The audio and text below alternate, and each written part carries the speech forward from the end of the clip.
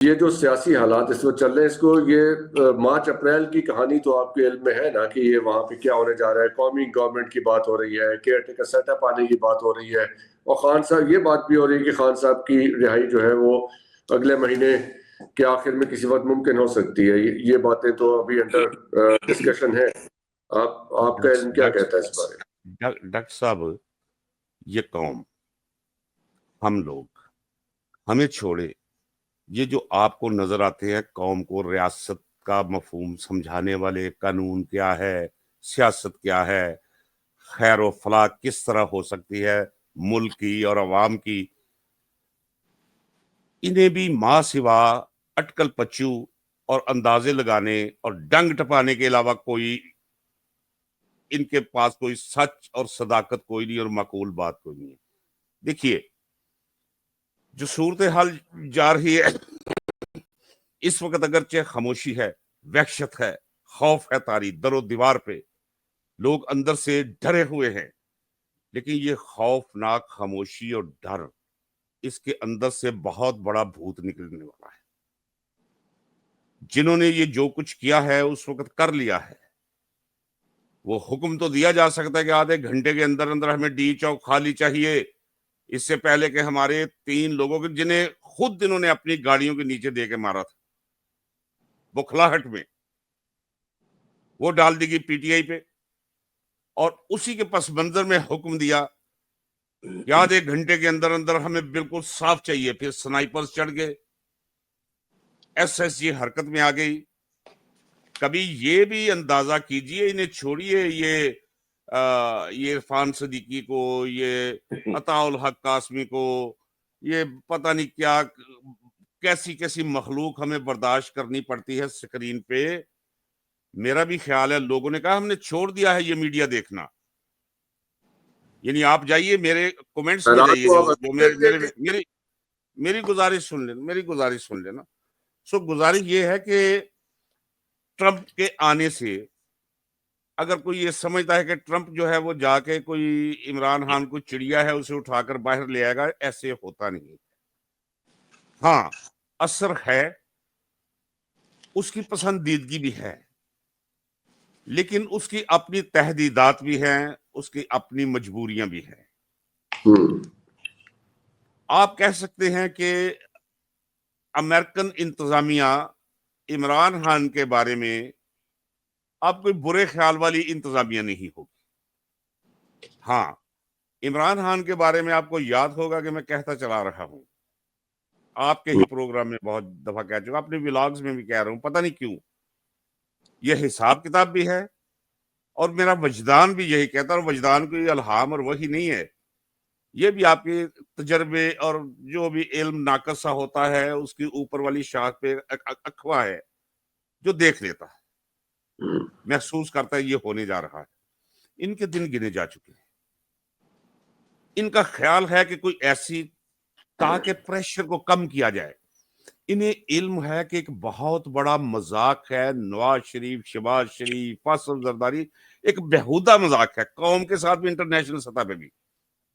اب یہ سر میری گزارش سن لیں، میری گزارش سن لیں. اب وہ جب افیوژن ہو نا ایک گفتگو کا، تو درمیان میں رکاوٹ آ جائے تو پتہ نہیں چلتا پہلے میں نے کہا کیا ہے نا. کم سے کم وقت لیتا ہوں. نہیں، وقت کی قید نہیں، ہمیں تو اچھا لگتا ہے آپ کو سننا، آپ آرام سے. گزارش یہ ہے کہ ان کا خیال یہ ہے، یہ اپنے آپ کو سمجھتے عقل مند. سب سے بڑی جہالت اور سب سے بڑا جو مسخرہ پن ہے ان کا، جنہیں پتہ ہی نہیں کامن سینس کسے کہتے ہیں، جنہیں پتہ ہی نہیں سیاست کیا ہے، جنہیں پتہ ہی نہیں عملی میدان میں کیا ہوتا ہے اور کیوں ہوتا ہے. اب انہوں نے پروگرام بنایا کہ تھوڑی دیر کے لیے ایسے کرتے ہیں تاکہ یہ چہرے ہٹا دو. پتہ نہیں ہٹاتے ہیں یا نہیں، لیکن یہ خیال ہے اندر. یہ میں آپ کو اپنی معمولی سی خبر کی بنا پر بھی کہ کبھی کبھی فقیر شہر کو امیر شہر سے زیادہ رب خبر دے دیتا ہے نا. تو میں نے بھی ایک زندگی گزاری ہے، میرے بھی کہیں نہ کہیں سٹرنگز ہیں. سوچا یہ جا رہا ہے کہ انہیں ہٹایا جائے، اور ہٹا کے کیا جائے کہ اگلے 2-3 سال کے لیے کچھ لوگ اچھے اچھے چنے جائیں, چہرے بدل دیے جائیں اور معیشت کو ٹھیک کیا جائے. ڈاکٹر صاحب ایک بات طے شدہ ہے جی کہ اب تک جو کچھ انہوں نے ملک اور قوم کے ساتھ کر لیا ہے, اس کا جو منطقی نتیجہ ہے وہ ان کی بربادی اور ان کی شکست میں نکلتا مجھے دکھائی دے رہا ہے. آج کے ماحول میں جو وحشت ہے, جو خوف ہے, جس طرح وہ حاوی ہے, عوام دبی ہوئی ہے, لوگ سہمے ہوئے ہیں, میرا شاید جملہ آپ کو ایسے ہی لگے کہ جیسے کوئی نعرہ بازی. تو یہ کچھ نہ کچھ ہونے جا رہا ہے. اور ایک بات تو میں مسلسل جی مارچ تک کچھ نہ کچھ ہونے جا رہا ہے. لیکن وہ کچھ نہ کچھ ہے کیا؟ یہی تو تجسس ہے. دیکھیں سر بھٹی صاحب, آپ بھی کہہ رہے ہیں ڈاکٹر صاحب یہ میں نے کہا کہ جاتی عمرہ میں سبزہ زاروں میں جنگلی کتے, گیدڑ نیولے پھریں گے, ان کے فرنیچر کو دھمک کھائے گی, ان کے چھتوں پہ جالے لگیں گے. عبرت قدہ بن جائے گا. یہ گزرتے ہوئے کہا کریں گے لوگ کہ یار دیکھو, جو دیدہ عبرت نگاہ ہو, ادھر دیکھو ذرا. حضرت دیں تو میں یہ جملہ عرض کروں کہ اس کے مکین تو ابھی بھی وہاں پہ موجود نہیں ہیں جاتی عمرہ کے. وہ تو سنا ہے کہ کہیں اور ابھی آپ کو سرخی پاؤڈر لگا کے ہنستے اور کٹرینا کیف کی طرح دائیں کرتے تو دکھائی دیتے ہیں یا نہیں؟ بیٹھ کے بڑے وہ تو میرے اور بابا میں نے سنا اور جن کا ناشتہ اوجری اور کلیجی سے اور پائے سے ہو, اور جو دوپہر کو کھگے کھائیں, اور جو رات کو دیسی گھی کی کڑائی کھائے, سوائے کھانے کے پتے کچھ نہ, اور متفر کیا ہوتا ہے اپنے ہی گھر کو انہوں نے بدبو سے. یہ لوگ خدا کی ایک بہت بڑا عذاب ہے ریئلی. ہم پڑھا کرتے تھے, میں نے سنا کرتے جی سب سے بڑا عذاب یہ بھی ہے کہ کوئی بدترین حاکم کو جو ہے وہ مسلط کر دیا جائے. اب پتہ چلا ہے جب عملی طور پہ یہ ہمارے ساتھ سلوک ہوا ہے, واقعتاً یہ بہت بڑا عذاب ہے. آپ کے فشار خون کے گڑبڑ میں یہی کافی ہے کہ یہ آپ کو نظر آ جائے اسکرین پہ, یا اخبار دیکھے تو اس پہ نظر آ جائے, یا آپ کوئی فون استعمال کر رہے ہو اور ان کا کوئی بوتھا نظر آ جائے. جی تو یہ جو کچھ روزانہ بات سنیں نا, روزانہ ہمارا ایک دوست ہے پرویز رشید, وہ ان کا رستو بھی ہے, وہ ان کا سکرات بھی ہے, وہ ان کا بکرات بھی. سن لیجئے سینیٹر تھا تو ایک دن دوست ہے, ملنے چلا گیا میں, تو وہ یہ آج سے کوئی 10 12 14 سال پہلے کی بات ہے, تو جیو اور ون میں تو ایسے اونگ رہا تھا. میں گیا اچھا تو بات ہوئی حکومت, کہتا ہے تو میں نے بتایا ہے انہیں کہ علاء الدین خلجی جو تھا, جب اسے پتا چلا کہ آٹے کے پیڑے میں کمی بیشی کر رہے ہیں تو وہ بھیس بدل کے چلا جاتا تھا. جب پتا چل جاتا تھا جتنا آٹے کا پیڑا کم ہوتا تھا اتنا گوشت کٹوا دیتا تھا ان کا, اور تندور ٹھیک ہو گئے تھے.